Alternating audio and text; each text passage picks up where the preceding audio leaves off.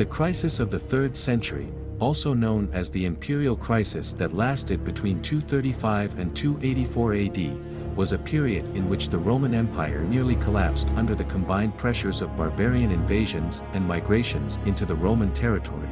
Civil wars, peasant rebellions, plague, debasement of currency, and economic depression, political instability, along with multiple usurpers competing for power.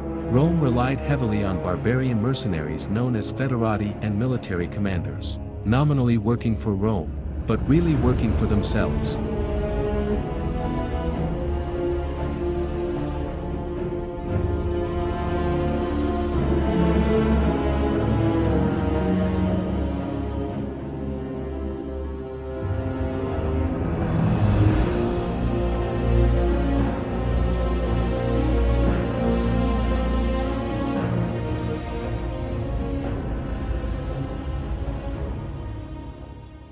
A distinguished politician during the reign of Philip the Arab, Decius was proclaimed emperor by his troops after putting down a rebellion in Moesia.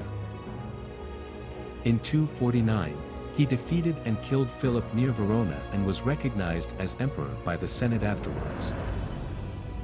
During his reign, he attempted to strengthen the Roman state and its religion, leading to the Decian persecution, where a number of prominent Christians, including Pope Fabian, were put to death.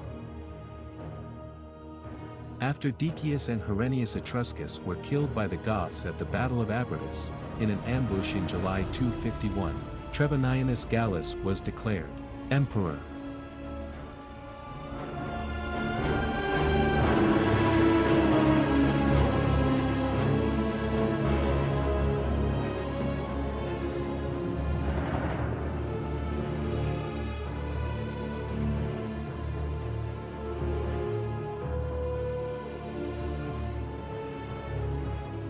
Trebonianus Gallus served the Emperor Decius with loyalty and distinction as legate of Moesia and was proclaimed emperor after the defeat and death of Decius at the hands of the Goths.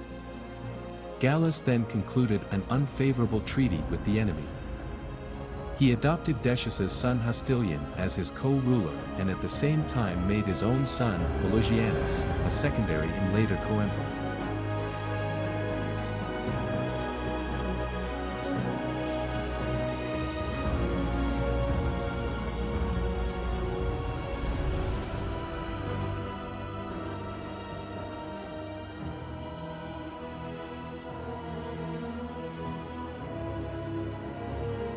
Hostilian was born to Decius and Herennia Etrusilla at an unknown date, and elevated to Caesar in May 251 by Decius, the same month as his older brother, Herennius Etruscus, who was raised to co-emperor.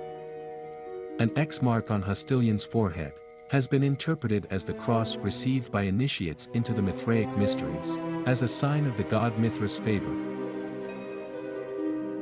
Mithraism was often associated with the military and was popular with merchants and civil servants who traveled across the empire.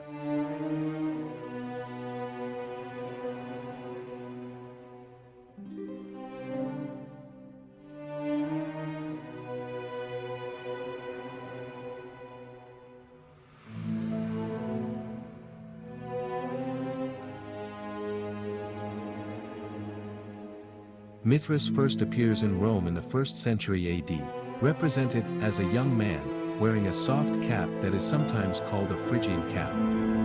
Roman Mithraism borrows imagery associated with an earlier Persian god Mitra, but they are not the same. However, Mithras is sometimes equated with the sun god Sol. Imagery associated with the temple suggests that the cult may have provided initiates with some special knowledge of their place in the universe. And it certainly gave members a network and strong bond with other members of the cult.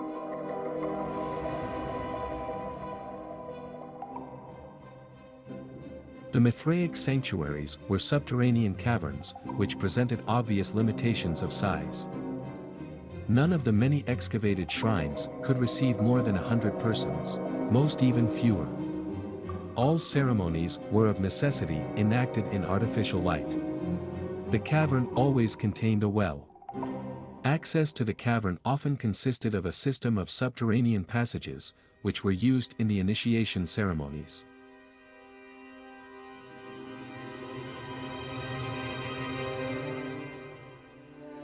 Hidden into the dark bowels of ancient Rome there were the mystery cults, exotic religions that made their way there, with the help of returning soldiers and traveling merchants. From remote provinces of the empire, most of them promising to their members exclusivity, and the answer to the most important question of all.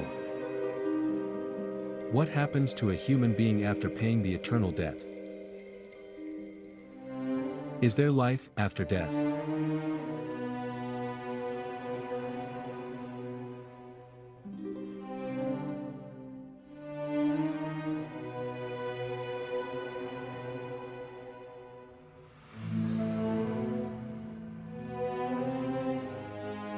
Hostilian died in November 251 AD, either of plague, or being murdered by Trebonianus Gallus.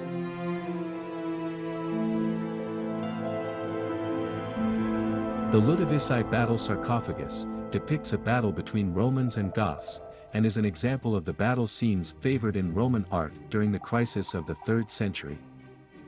The sarcophagus most likely belongs to Hostilian, as the central figure of the tortuous composition on the front is a young Roman military commander on horseback, presumed to represent the deceased, has his head marked with an X. To his right is a Roman soldier who has captured a barbarian and bound his hands, but is lifting his chin and cradling his head. This action portrays a sense of mercy between the Romans and the barbarians who are being defeated, and presents the Roman soldier with a choice of whether to slay his opponent or act mercifully. The Goths renewed their attacks early in 253 AD, and at midyear the armies of Moesia proclaimed their commander, Aemilian, emperor.